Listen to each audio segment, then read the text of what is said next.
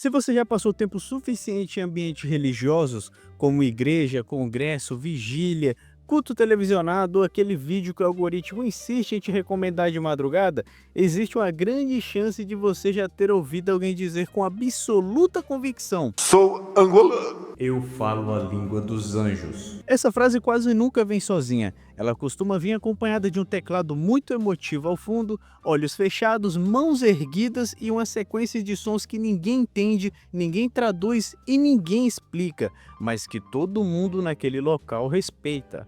Porque existe uma regra silenciosa nesses ambientes. Se você não entendeu, é espiritual. Se você entendeu, talvez não seja tanto assim. Hoje a ideia não é zombar da fé de ninguém, é fazer algo mais simples e curiosamente mais raro, olhar para a Bíblia com calma e observar como o ser humano consegue transformar qualquer coisa, inclusive algo simbólico, em palco, poder e produto. Com o passar do tempo, a chamada língua dos anjos deixou de ser uma expressão isolada em um texto bíblico e virou quase um símbolo de status espiritual. Ela não é apenas um tom, ela virou um marcador.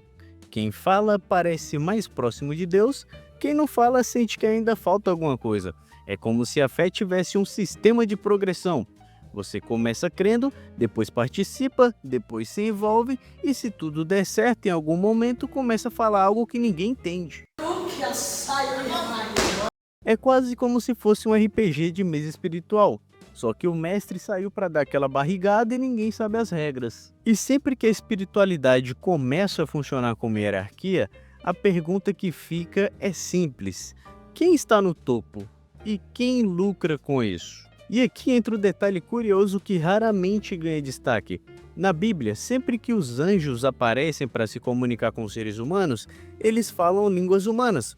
Não existe uma única cena em que um anjo se manifesta e começa a falar algo compreensível e diz: depois alguém traduz. Isso não faria nem sentido, porque ele falaria algo incompreensível e depois ele pedia alguém para traduzir.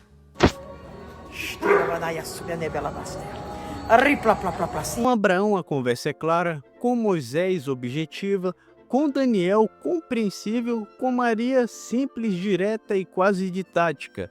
Ou seja, ironicamente, os anjos bíblicos sempre se preocupam em serem entendidos e nunca em impressionar. O objetivo era transmitir uma mensagem, não gerar uma experiência sensorial. Isso gera uma pergunta incômoda: se os anjos sempre falaram de forma clara, por que hoje a comunicação mais espiritual seria menos compreensível? Mas, Kenzo, não faz sentido os pastores terem tirado esse argumento da bunda quando ele esquecesse alguma parte do sermão e falar daquelas paradas estranhas. Deve ter algum embasamento bíblico, não tem não? Exatamente, mas toda essa ideia basicamente gira quase exclusivamente em torno de um único versículo. Ainda que eu falasse a língua dos homens e dos anjos, se não tivesse amor, eu nada seria. Esse texto está em Coríntios, versículo 13, e aqui entra uma palavra que muda tudo: contexto. Paulo não está descrevendo um dom específico, ele está fazendo uma crítica. A igreja de Corinto havia transformado dons espirituais em competição. Quem falava mais bonito parecia mais espiritual. Quem chamava mais atenção parecia mais ungido. Paulo escreve exatamente para corrigir isso, não para criar um novo espetáculo. Paulo usa exagero proposital. Ele diz: mesmo que eu falasse todas as línguas possíveis, mesmo que eu tivesse toda a fé, mesmo que eu entregasse meu corpo para ser queimado. Ele não está incentivando nada disso. Ele está mostrando que mesmo no cenário mais extremo imaginável, sem amor não tem valor nenhum. Mas o ser humano tem um dom curioso de ignorar o centro da mensagem e focar exatamente no detalhe mais chamativo. O amor vira pano de fundo e o exagero vira objetivo. E quando a metáfora vira prática literal, ela ganha poder na mão de aproveitadores. E poder, quando encontra vaidade e ganância, vira controle. A língua dos anjos passa a funcionar como um selo invisível. Quem fala lidera, quem não fala observa.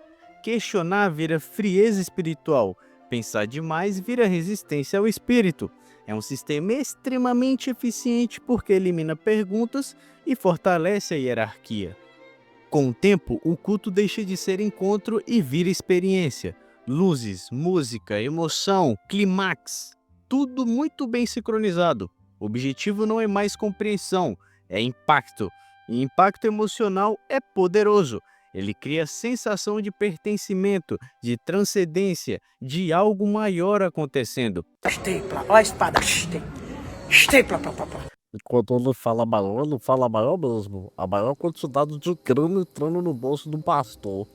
Pô, cara, e tu quer me ferrar, mano? Eu não falei nada disso aí não, galera. Dando seguimento aqui. O problema é que a emoção não sustenta caráter. Ela passa. E quando passa, a pessoa volta a buscar por outra dose. Esse tipo de espetáculo raramente atinge quem está confortável. Ele atinge quem está cansado. Gente endividada, gente de baixa renda, gente que já tentou de tudo e só quer uma resposta rápida. Quando alguém promete algo sobrenatural, imediato e poderoso, isso gera esperança. E esperança sem discernimento vira porta aberta para ilusão. Não porque essas pessoas são fracas, mas porque essas pessoas estão vulneráveis. Existe uma lógica curiosa nesses ambientes. Se entender demais, algo está errado. Se você não entender nada, parabéns, é espiritual. Se alguém perguntar o significado, a resposta vem pronta. Isso não é para a mente, meu querido, isso é para o espírito. Ou seja, se você pensar, atrapalha. Se você sentir, resolve. É quase uma fé em modo avião, só que com bastante barulho, né? Convenhamos. Decanta-se, Charanabaia. Paulo insistia em algo simples.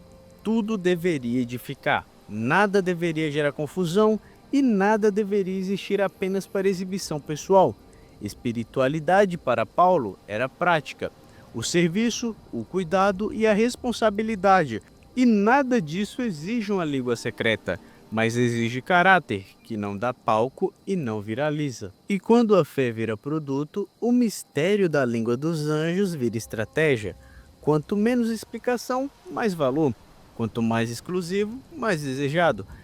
E assim práticas questionáveis continuam existindo, não porque transformam vidas, mas porque mantêm pessoas dependentes da experiência, dependentes do líder e dependentes da promessa. No fim das contas, a Bíblia não chama ninguém a falar como anjos, ela chama a viver como gente, porque segundo o próprio Paulo, sem amor, até a linguagem mais celestial possível vira apenas um barulho.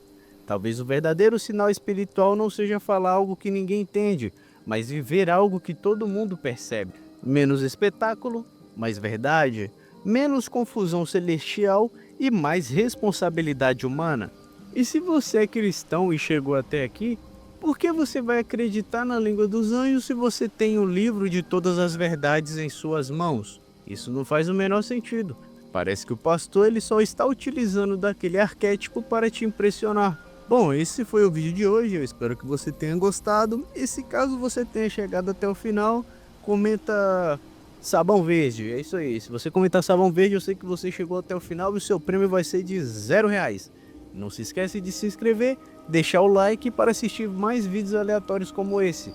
E é isso aí, valeu! Kills entrou na cena cheio de autoridade. Faz pose de agente, mas só copia pela metade. É meme, é piada, um caos de sinceridade. O mestre do Ctrl+C sem nenhuma originalidade. Oh, oh, oh, olha ele aí. Humor reciclado que só ele curte rir.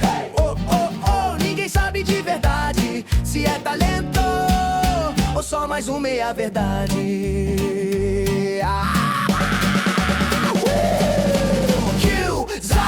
Gente da piada improvisada. Se falta ideia nova, ele pega emprestada. Até a próxima originalidade roubada.